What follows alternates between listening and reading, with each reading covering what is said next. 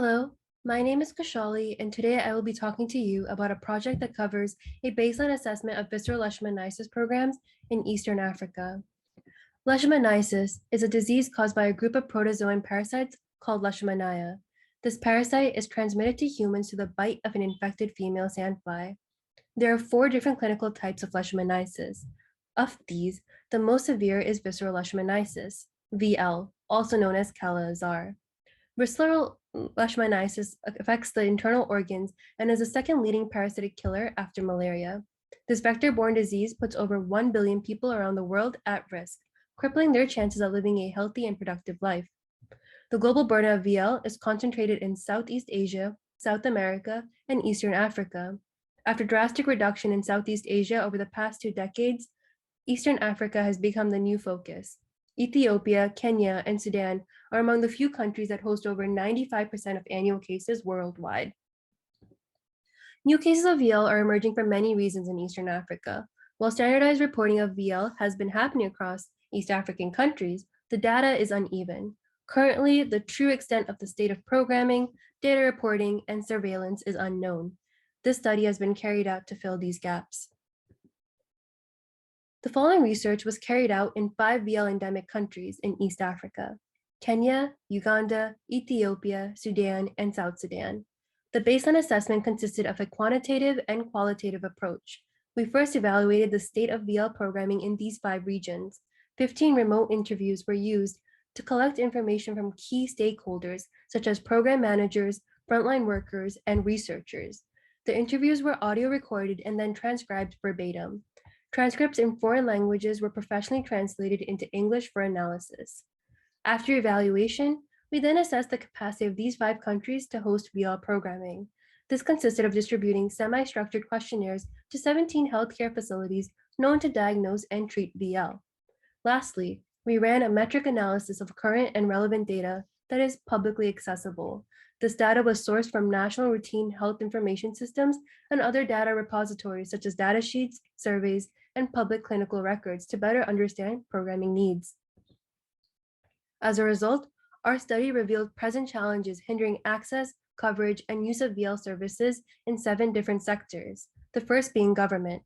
Based on the responses, we found that in some regions, there's a lack of government support in VL programming, especially in areas such as vector control, funding, and technical capacity.